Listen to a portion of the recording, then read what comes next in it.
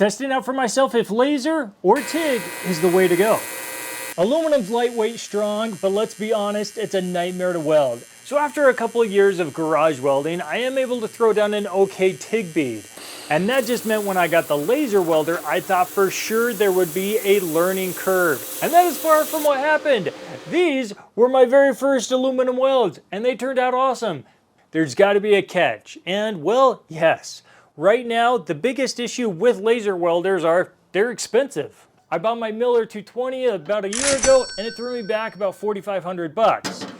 On the other hand, the Xtool Laser, this thing brand new is $8,000, and it seems like they always have a sale, so let's just go $7,500. Still, you're almost double the price of a top-notch machine. So each one's got a couple points going for it. The Xtool, beautiful welds for a newbie.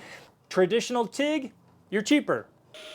So diving into the actual machines themselves, they are different styles of welding. So for TIG welding, you got the TIG torch. This is where you've got that tungsten. That's the electrode. It does not get used up. That's why you have to have the long rod of the actual filler material that you're using. So this is aluminum rod because I was doing aluminum. And the Xtool, it's more like a traditional MIG welder in that you've got the spool of wire and the machine feeds it through the sheathing, out the gun, and that's how you get the weld. Now, definitely pros and cons to both, and this may have to do with the processes themselves. For TIG welding, you are actually constrained to the amount of rod that you have. Now, not necessarily that you have this length of bead to do because you're gonna be filling more. Anyway, it's kind of like stick welding, you got a lot of start and stops. The traditional MIG aluminum welder uses what's called a spool gun. So you actually have the spool of wire chilling up here on top of the gun, and that feeds it right through, and that is because aluminum is super soft, and so to be able to have a machine send it through the machine and then all through the sheathing, it actually will get bunched up and break. And I did have that happen a couple times. And I was even using the 5000 series aluminum, and to mitigate that, lots of MIG machines will come with a separate type of sheathing, just kind of a graphite one that just sends that aluminum through nicely. I think Xtool needs to add that for the aluminum side of things. Plus side is they both use 100% argon, so I didn't have to go out and spend the crazy big bucks for a brand new bottle. The project was a simple rectangular box structure. It's going in my bedrooms. I mean, dimensions and tolerances really were out the window. The whole point of this was to just simply see both of these in action. Machine setup was a wash between each because they were both intuitive, super easy. You pretty much just pick your material, thickness, and you're set.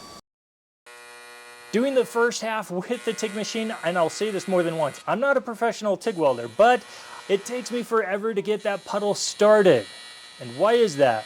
Aluminum is a giant heat sink. It just sucks all of that heat. And so actually to get the weld going, you got to heat up a pretty large section, get the puddle moving going, and then you can start going. And then you can actually back off that amperage control, giving you less amperage, so then you don't have as much heat because it's already cooking.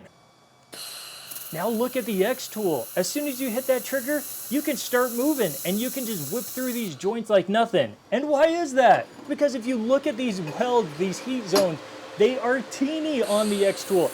It is a very fine, precise, concentrated line. So it's just focusing all of that laser, all of that energy into a fine line. So you're just able to fly through these welds, you know, like 5 times faster than traditional TIG.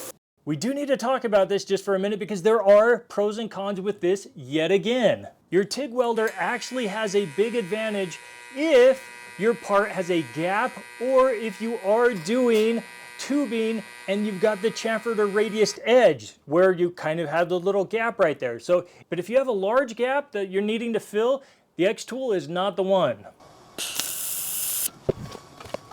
Now to the plus side of the Xtool, having that small of a heat affected zone will create less warpage. So aluminum, I mean, everyone's seen it. Sometimes with that thinner sheet metal, it turns into a Pringle chip by the time you're done. So the Xtool, yes, I probably should have clamped this down, but I was just going for it. And so these butted up parts, I zipped right through them, and the warpage was very minimal.